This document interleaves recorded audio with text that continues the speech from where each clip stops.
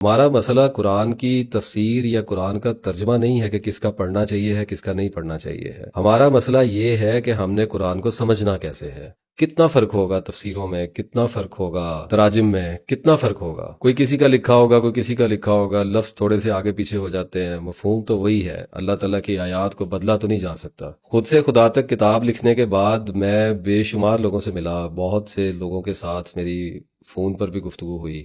یہ سلسلہ چلتا رہتا ہے. اور میں آپ کو سچی بات بتاؤں کہ مجھے ایسے لوگ بہت ہی کم ملے، اور یہ میرے لیے بڑے افسوس اور صدمے کی بات بھی تھی کہ لوگوں کی اکثریت نے مکمل قرآن پاک ترجمے کے ساتھ نہیں پڑھا ہوا. تو سمجھ کیسے آئے گی؟ سب سے پہلی بات تو یہ ہے کہ اپنی زندگی میں مرنے سے پہلے ایک بار، کم از کم ایک بار، قرآن پاک کو مکمل ترجمے کے ساتھ یوں پڑھ لیں جیسے کسی اردو ادب کی بہترین کتاب کو پڑھتے ہیں. اللہ تعالیٰ کی آیات پڑھنے والے بہت ہیں. جس نے قرآن کو ترجمے کے ساتھ نہیں پڑھا وہ آیات کو پڑھنے کی، عربی کو پڑھنے کی فکر نہ کرے. اللہ تعالیٰ کے لاکھوں کروڑوں بندے ہیں جو دن رات اللہ تعالیٰ کے قرآن کو پڑھتے ہیں، تلاوت کرتے ہیں. ایک بار سب سے پہلے مکمل قرآن مجید ترجمے کے ساتھ پڑھنا چاہیے. یہ میری ریکمنڈیشن ہے. اس سے کتاب اللہ کے ساتھ آپ کا رابطہ جڑ جائے گا، آپ کا دل جڑ جائے گا. اور دوسری بات میں یہ عرض کرنا چاہتا ہوں کہ قرآن پاک پڑھتے ہوئے جب بھی کوئی سورہ آپ شروع کریں، جیسے مثال کے طور پہ سورہ یوسف کا مطالعہ اگر شروع کیا ہے تو سورہ یوسف جب آپ کی مکمل ہو تو اس سے آگے نہ بڑھیں.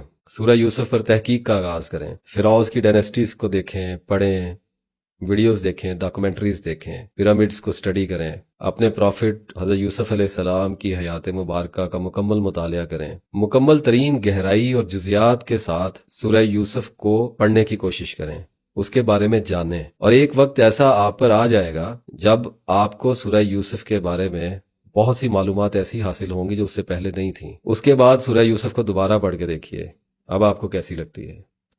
اسی طرح سے جس بھی سورہ میں سے گزرے ہیں، سورہ کہف ہے، کہف بھی کہا جاتا ہے، جب اس کا مطالعہ کر رہے ہیں تو اس میں جو اصحاب کہف کا واقعہ ہے، جو ذوالقرنین کا واقعہ ہے، یاجوج ماجوج کا واقعہ ہے، اس پر تحقیق کرنے کے لیے کئی سال چاہیے انسان کو. اور ہم قرآن کو یوں پڑھ کے گزرتے ہیں جیسے ہمیں خوب سمجھ میں آ گیا ہوا ہے. میں نے ایک صاحب سے پوچھا کہ مجھے یہ بتائیے کہ قرآن پاک میں قصص الانبیاء کا مقصد کیا ہے؟ اللہ تعالیٰ نے جو اپنے پیارے انبیاء کے قصے ہمیں سنائے ہیں ان کا مقصد بتائیے. اور بڑی تیزی سے مجھے کہنے لگے کہ ان کا مقصد انسان کو عبرت دلانا ہے. اب یہ ہماری قوم کا حال ہے. عبرت دلانا ایک مقصد تو ہے، لیکن کیا عقل کو بلند کرنا اس کا مقصد نہیں ہے؟ کیا انسان کو شعور کی بلندیاں ادا کرنا اس کا مقصد نہیں ہے؟ تو آپ کسی بھی سورہ میں سے جب گزرے ہیں تو میرا مشورہ یہ ہے کہ اس پر رکیں، اس پر ٹھہریں اور اس پر غور و فکر کا آغاز کریں. جہاں سے، جس بھی جگہ سے آپ کو مٹیریل ملتا ہے اس کو لیں، اور ایک وقت خود پر ایسا آنے دیں کہ آپ کو اس سورہ کے اوپر مکمل ترین ماسٹری حاصل ہو جائے جس قدر آپ کے لیے ممکن ہے. یعنی میں یہ کہنا چاہوں گا